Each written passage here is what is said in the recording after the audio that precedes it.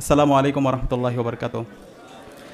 আল্লাহ পাক সুবহানাহু ওয়া তাআলার শুকরিয়া জ্ঞাপন করছি যার অশেষ মেহেরবানিতে ফেসিবাদ মুক্ত বাংলাদেশে ঢাকা বিশ্ববিদ্যালয়ে সিরাতের উপর আজকের সিরাত মাহফিল আয়োজনে আমরা উপস্থিত হতে পেরেছি। আলহামদুলিল্লাহ আলহামদুলিল্লাহ আলহামদুলিল্লাহ।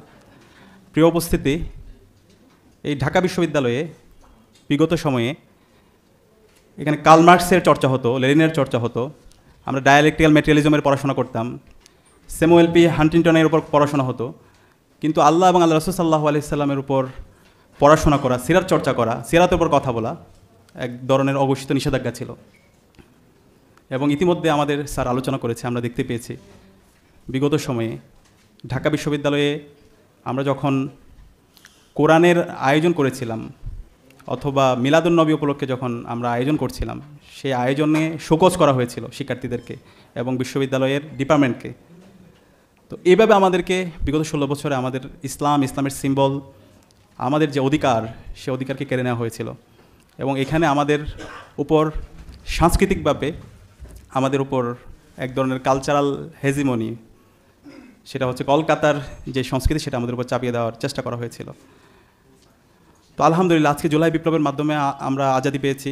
আজকে আমরা স্বাধীনভাবে কথা বলতে পারছি। এদেশের মুসলমানরা তারা আজাদি পেয়েছে এবং সকল মানুষ আজাদি পেয়েছে। সকল মানুষ মন প্রাণ খুলে কথা বলতে পারছে এবং আমরা ইসলামের কথাগুলো বলতে পারছি। আজকে আমরা শহীদদের শ্রদ্ধার সাথে স্মরণ করছি। আল্লাহ পাক সুবহানাহু ওয়া তাআলা সকল শহীদদের জান্নাতুল ফেরদৌসের মেহমান হিসেবে কবুল করুক, আল্লাহুম্মা আমিন। আমরা যদি আল্লাহ রাসূল সাল্লাল্লাহু আলাইহি ওয়াসাল্লামের সিরা পড়ি, রাসূল সাল্লাল্লাহু আলাইহি ওয়াসাল্লামের সিরার মধ্যে আমাদের সব কিছুই আছে।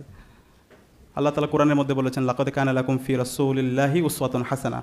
তোমাদের জন্য আল্লাহ রাসূল সাল্লাল্লাহু আলাইহি ওয়াসাল্লামের মাঝে রয়েছে সর্বোত্তম অনুকরণীয় আদর্শ। আমাদের ব্যক্তিগত জীবন, সমাজ জীবন, রাষ্ট্রীয় জীবন, সব জীবন, প্রত্যেকটা কথা আল্লাহ রাসূল সাল্লামের জীবনীর মধ্যে আমরা খুঁজে পাই।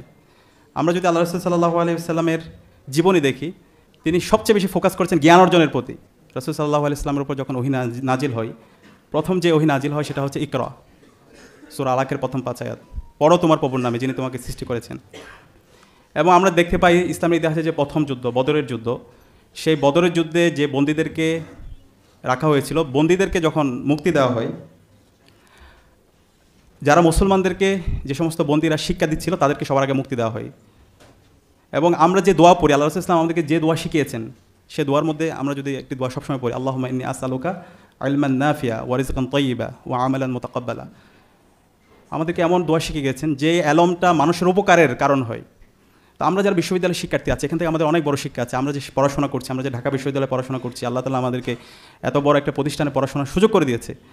আমাদের এই এলম, আমাদের এই জ্ঞান অর্জন যেন সমাজের কল্যাণের কারণ হয়, উপকারী জ্ঞান। আমরা দেখতে পাই আমরা অনেকে শিক্ষিত হই, অনেক বড় বড় জায়গায় যাই, কিন্তু আমাদের এই এলমটা মানুষের উপকারের কারণ হয় না, মানুষের অভিশাপের কারণ হয়। তো এখান থেকে শিক্ষা হচ্ছে আমরা যে জ্ঞান অর্জন করবো, আমরা সবাই চাকরি বাকরি করবো, সবাই বিভিন্ন পজিশনে যাব, কিন্তু আমাদের নিয়তটা যেন সহি থাকে। আমি যে পজিশনে যাই না কেন, সেই পজিশনে গিয়ে যেন আমি সমাজের সোর্স অফ বেনিফিটের কারণ হই, কল্যাণের কারণ হই, আমার মাধ্যমে কোনো যেন অকল্যাণ না হয়। সেই ধরনের শিক্ষা আল্লাহ রাসূল ইসলামের সিরাত থেকে আমরা পাই। দ্বিতীয়ত আমরা দেখতে পাই আল্লাহ রাসূল ইসলামের পুরো জীবন জুড়ে তিনি ইনসাফ এবং আদালতের কথা বলে গিয়েছেন। আল্লাহ রাসূল ইসলামের কাছে একটা সুপারিশ আসছিল একজনের ব্যাপারে, যে বলা হচ্ছিল একজন দোষী মহিলা, তাকে ক্ষমা করার ব্যাপারে সুপারিশ আসছিল। হ্যাঁ, তখন আল্লাহ রাসূল সাল্লাল্লাহু আলাইহি ওয়াসাল্লাম বলছিলেন, আমার মেয়ে ফাতেমা যদি এই সুপারিশ করে, আমি তার হাত কেটে ফেলবো।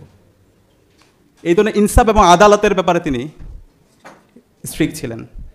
তো আমাদের এখান থেকে শিক্ষা হচ্ছে আমরা সবসময় ইনসাফ এবং আদালতের প্রশ্নে যেন সবসময় অটল থাকি, কারোর প্রতি কোনো জুলুম না করি, কোনো ধরনের যেন বৈষম্য না করি। সেটা হচ্ছে আল্লাহ রাসূল ইসলামের জীবন থেকে শিক্ষা। আমরা এখানে ঢাকা বিশ্ববিদ্যালয়ে যারা আছি, আমরা আগামীতে রাষ্ট্রনায়ক হব, আমরা রাষ্ট্রের বিভিন্ন পজিশনে যাব, এই জায়গায় গিয়ে আমরা যেন কোনো ধরনের জুলুম না করি। এবং যে পজিশনে থাকি, আমি যদি পরিবারের একজন সদস্য হই, পরিবারের সকল মানুষের উপর যেন আমি ইনসাফ কায়েম করি। আমি যে হলে থাকি, সবার উপর যেন ইনসাফ কায়েম করি। আমি যেখানে থাকি না কেন, সবসময় যেন আমি ইনসাফ এবং আদালত কায়েম করি। এবং আল্লাহ রাসূল ইসলামের জীবনীটা যদি আপনারা পড়েন, তিনি ছোটোবেলা থেকেই তার এটার বাস্তব নমুনা হয়েছেন। তিনি হিলফুল ফুজুল প্রতিষ্ঠা করেছিলেন সে আইয়ামে জাহেলিয়াতের সময়, যখন ছোটোখাটো বিষয় নিয়ে বছরের পর বছর যুদ্ধ চলতে থাকতো। এবং এই হিলফুল ফুজুলের মাধ্যমে তিনি সবাইকে, সকল মানুষদেরকে ঐক্যবদ্ধ করতে পেরেছিলেন এবং জালেমের বিরুদ্ধে, জুলুমের বিরুদ্ধে তিনি তার প্রতিরোধ জারি রেখেছিলেন। এরপর আল্লাহ রাসূল সাল্লাল্লাহু আলাইহি ওয়াসাল্লামের যদি আমরা জীবনে দেখি, তিনি ঐক্য এবং ভ্রাতৃত্বের অনন্য প্রতীক ছিল। সবাইকে নিয়ে যে একসাথে চলা, আল্লাহ রাসূল ইসলামের যদি মাদানী জীবন আমরা পড়ি, রাসূল ইসলামের যে মদিনা রাষ্ট্র, সেখানে তিনি সবাইকে নিয়ে একসাথে তিনি চলেছেন।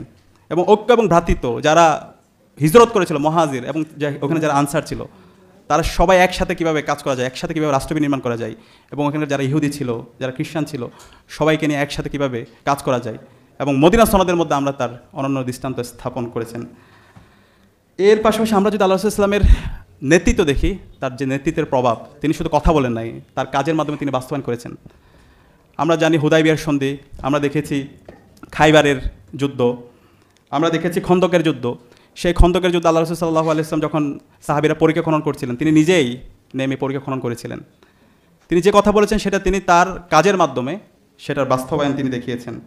এবং আল্লাহ রাসূল সাল্লাল্লাহু আলাইহি ওয়াসাল্লাম সবসময় কম্পিটেন্ট যে, ওনাকেই বাছাই করতেন। আল্লাহ রাসূল সাল্লাল্লাহু আলাইহি ওয়াসাল্লাম হযরত যায়েদ ইবনে হারিস রাদিয়াল্লাহু তাআলার সন্তান হযরত ওসামা ইবনে যায়েদ রাদিয়াল্লাহু তাআলাকে সেনাপতি হিসাবে মনোনীত করেছিলেন যখন তার বয়স মাত্র 18 বছর।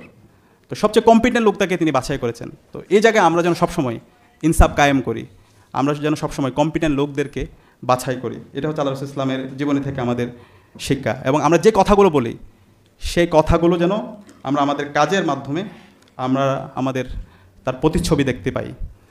এবং একই সাথে আল্লাহ রাসূল সাল্লাল্লাহু আলাইহি ওয়াসাল্লাম তার বিদায় হজ্জের ভাষণে তিনি বলে গিয়েছেন, তারাকতু ফিকুম আমরান লান তাদুল্লুম মা তামাসসাকতুম বিহিমা কিতাবুল্লাহ ওয়া সুন্নাতুর রাসূল।